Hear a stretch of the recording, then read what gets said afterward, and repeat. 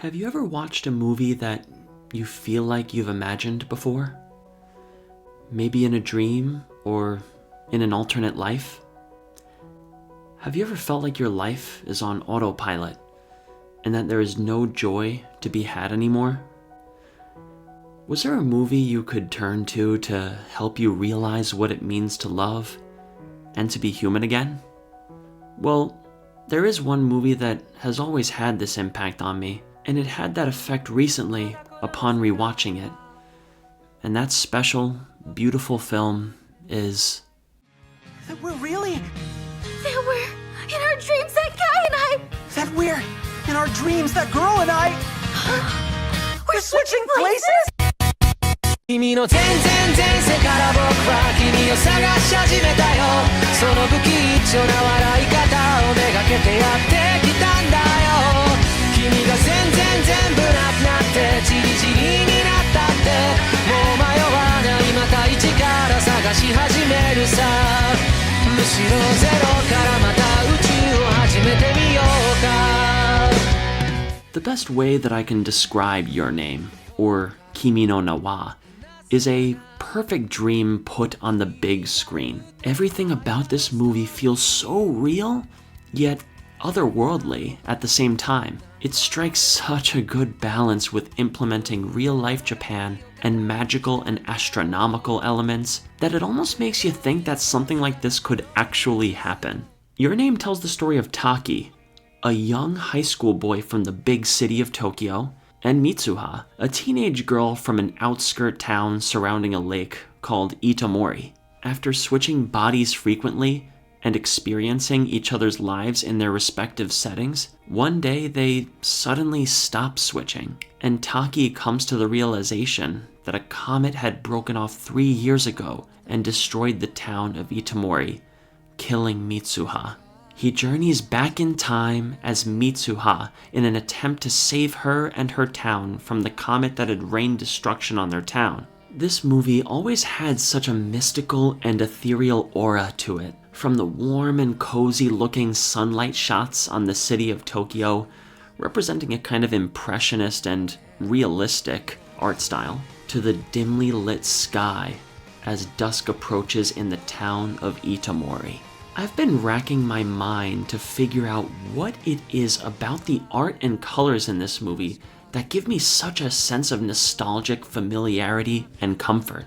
I think it's because when I immerse myself in some of the breathtaking shots in this film, it kind of transports me back to my childhood and those memories where I felt in the present moment. The memories that I feel would likely be the ones to appear moments before my own passing one day. There's a kind of sad beauty of the comet in the movie. The rainbow-like colors represent a sight to behold and cherish, while also being the cause of some of the greatest tragedy in Japan. It's weird. The feelings I would get while watching this movie were a lot like what Taki and Mitsuha would feel when trying to remember each other. Have I seen this before?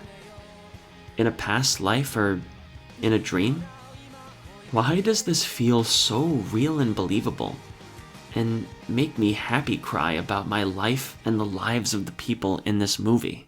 Lately, I've just really been feeling a bit like a robot, just going through each day on autopilot. And it's funny, I have a pretty comfortable life, and I've just felt like I've been taking it for granted.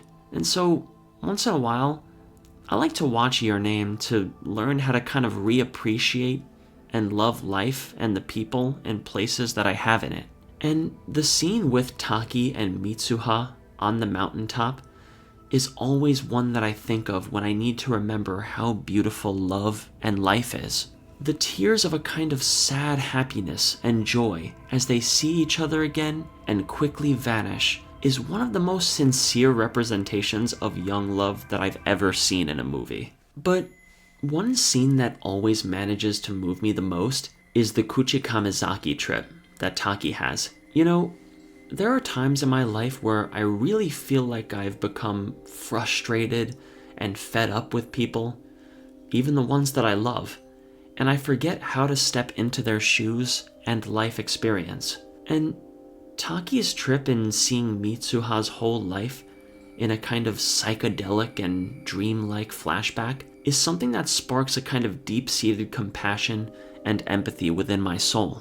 This scene is what ignites the fire of love within Taki to save Mitsuha after establishing his red tie connection to her life even further in drinking her Kuchikamizake. This is such a deep depiction of true soulmate love, in going beyond anything physically intimate and literally taking a trip into another person's soul and life to what they went through as you realize that they are just another human like you.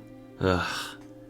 I forgot my tissue box before recording, but that's okay, because the movie embraces the sadness that is oftentimes hidden deep within us, the love that we're afraid to express to those closest to us, the innate compassion we have toward our soulmate in coming to terms with the fact that regardless of whether they are a boy or a girl, we know that they are human.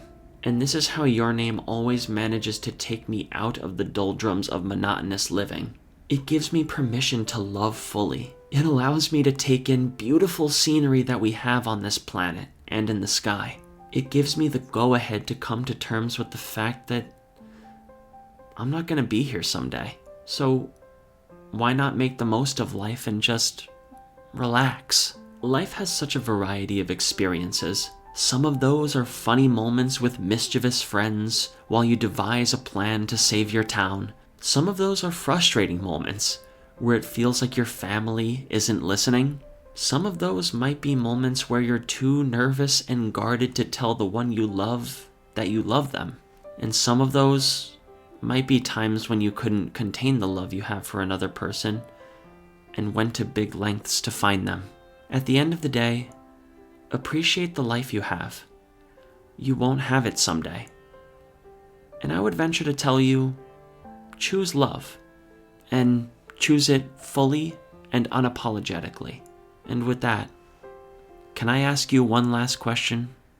君の名前は二人の間通り過ぎた風はどこから寂しさを運んできたの